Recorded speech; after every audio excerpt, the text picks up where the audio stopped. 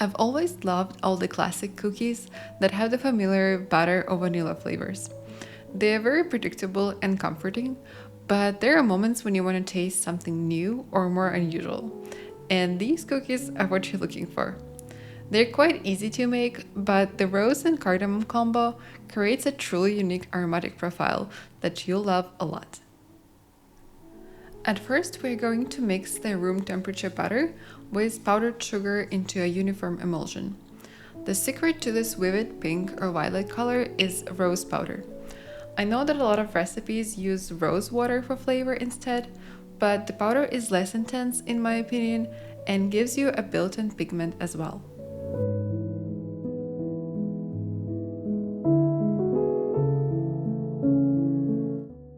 I'm using this matcha sieve to make sure everything is incorporated well.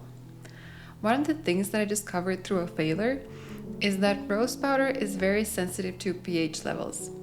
And if you mix it with baking soda, it will turn into a muddy color.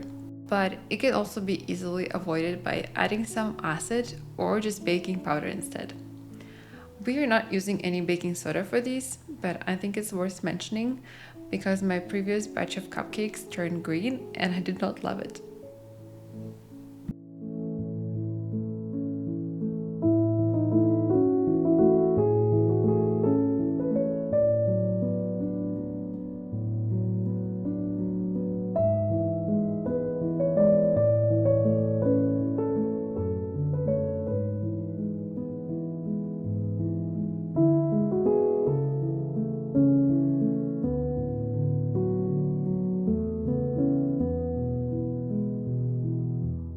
So we'll form a ball like this.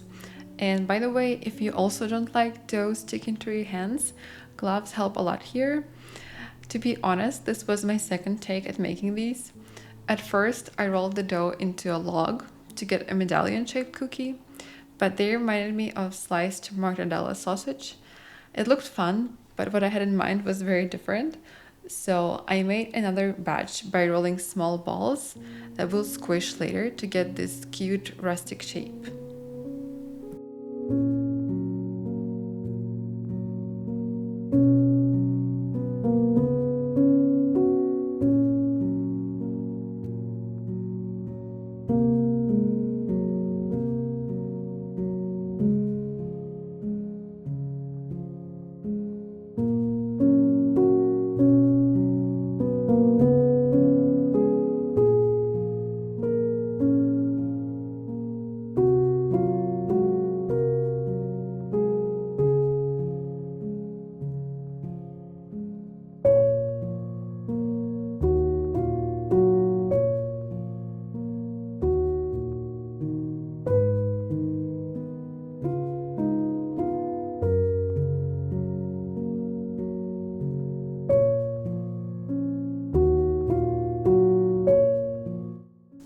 Squishing creates fun cracks on the edges, and you can easily adjust their size as well. Now these cookies need to chill in the fridge for a bit so that the butter melts slowly in the oven. This keeps the cookies thick and chewy so they're not flattening and not losing their shape.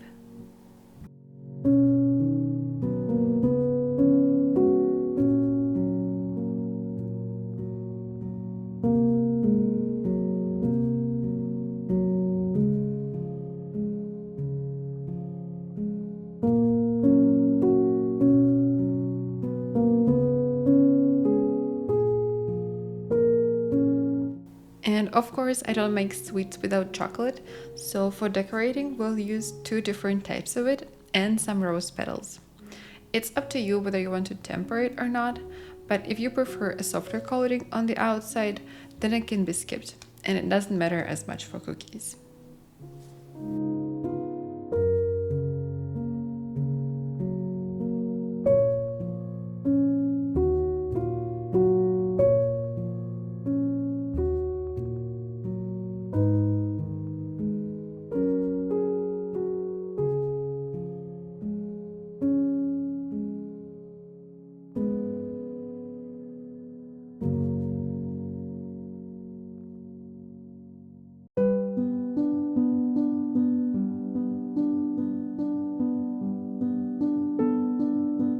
These are wild rosebuds. They are primarily used as tea, and they're so beautiful but so big, so I'll deconstruct them a bit before we sprinkle them on top.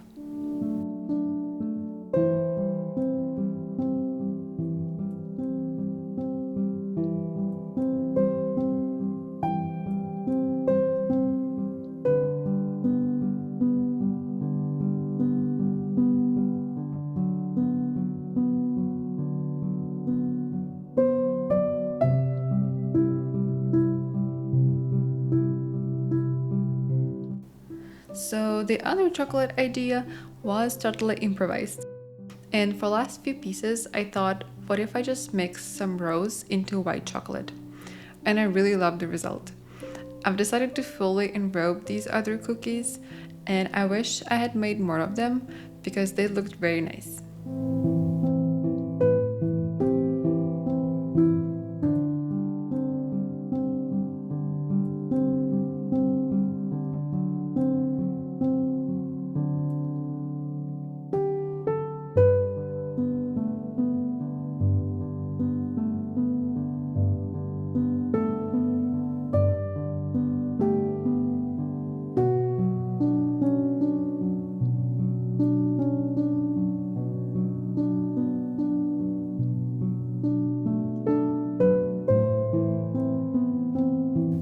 I gave these to a friend who said that they were gone in minutes, so I guess they're really good. I definitely suggest trying this. Let me know if you've ever had such a flavor combination before, and I hope you find as much joy in creating these as I did.